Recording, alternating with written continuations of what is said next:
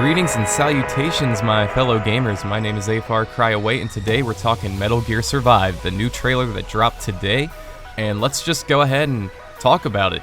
Right, so I set my expectation bar very, very low, and honestly that was the best way to go into this trailer.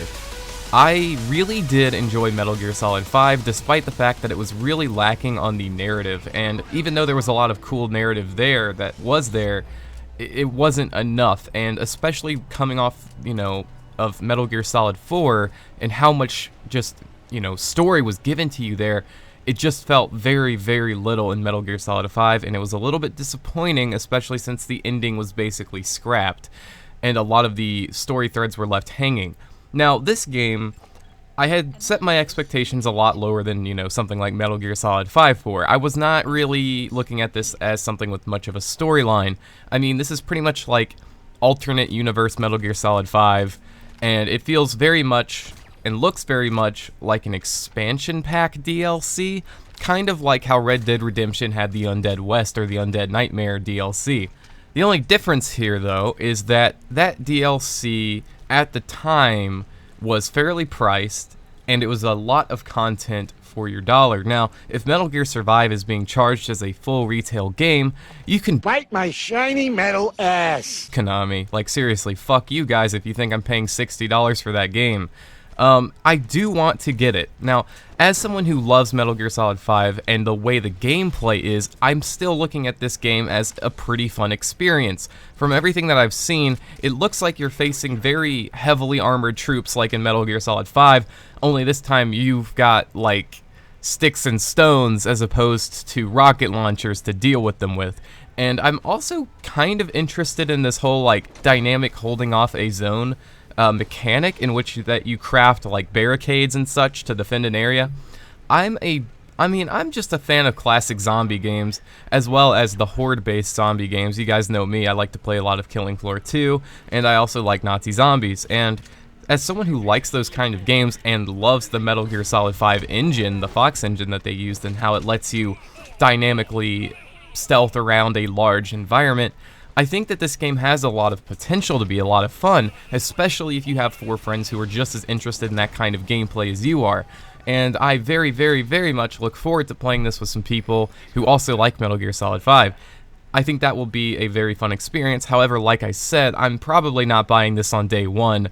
I'm not even sure if I'm buying this 2 months later, because honestly, if they're charging as much money as people say they are going to be charging for this title, it's just a no-go. I mean, this is essentially a glorified expansion pack to the game. It is not a full game. I don't care what they say. There's not going to be enough narrative crafted into this game for it to feel justified as a single player and or co-op narrative experience.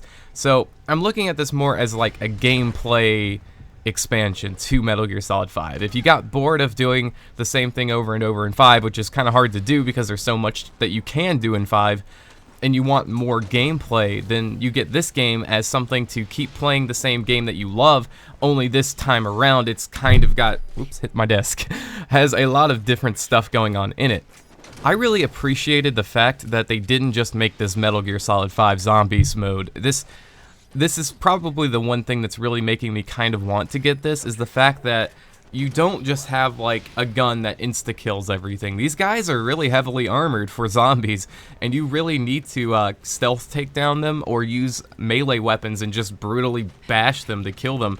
And I really do like the fact that it's overwhelming odds all of the time, pretty much, and the best way to handle a fight is to be smart. And I really do think that that's the one saving grace that this game has that has me interested in playing it.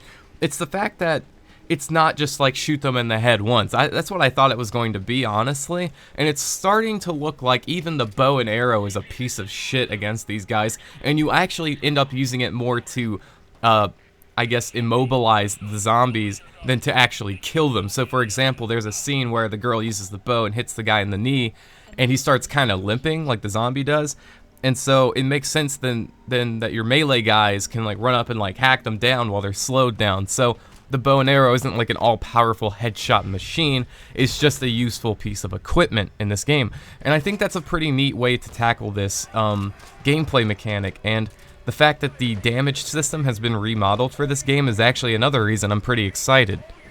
they show a scene where the player character gets, like, I guess either bitten or grabbed on the leg, probably both.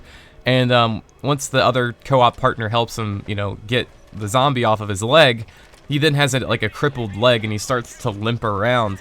And there's like the Metal Gear Solid 3 styled, I guess you could call it like the medical system, in which you have to dynamically look at like where your wound is and heal it. I'm not sure how deep that's going to be in this game, but hopefully it's a little bit deeper than what it looked like from what they've showed in the final release of this game. Another thing I kind of enjoyed about it, and sorry my voice is fucking terrible right now, I just woke up. Another thing I really enjoyed was the crafting elements behind the game and the fact that you can dynamically barricade a position with different types of barricades. And the thing about these barricades is that they can dynamically be taken down if a lot of zombies start crawling on them. Like this giant fence, for example, in the trailer, you have like 50 zombies trying to like jump over it, and it ends up crashing down the fence. And I thought that was a pretty nifty mechanic. You know, it's nothing original, but it's done pretty well here. And I can just imagine the intensity of having 20 zombies at your fence while you're trying to shoot them off of it while your teammates are getting overrun behind you, and you're like the last line of defense, and then once you fall, you gotta like run away. And the fact that the mission structure is dynamic makes it really interesting, because even if you fail, you still have to run away. You don't just die there, unless you do die, I guess, but if you fail your objective, you just gotta fucking sprint and go. It's all about survival. And I think the fact that the game is focused on survival, and the fact that the zombies are more powerful than you'd think they would have been, and the fact that these melee weapons are pretty much the primary weapons of the game, and they're not exactly the strongest things in the world, is what has me sort of convinced that this will be a fun title. Now, I'm expecting a lot of people to disagree with me on that, and that's fine. This is not Metal Gear Solid. I think if they took the Metal Gear Solid name out of this completely, it would have benefited from it, and that would have been great.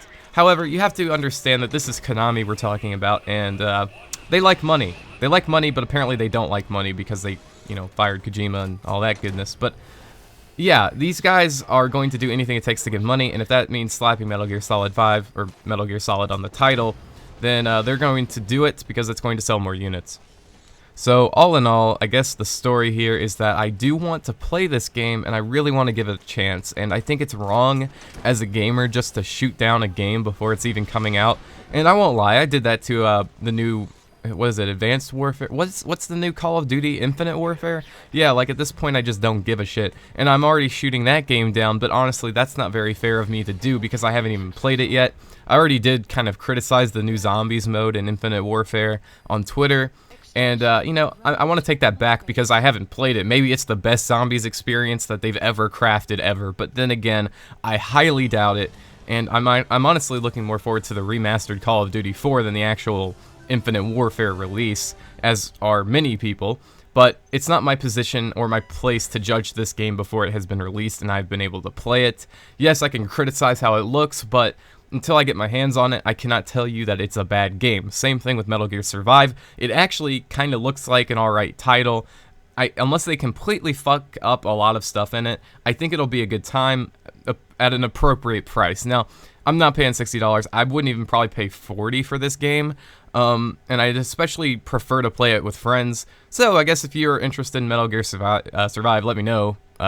Hit me up, because I do want to play it with some people once I do get it. But until then, I will talk to you guys later. Let me know what you guys think about Metal Gear Survive in the comments below. And I'll see you guys in the next video. So peace out.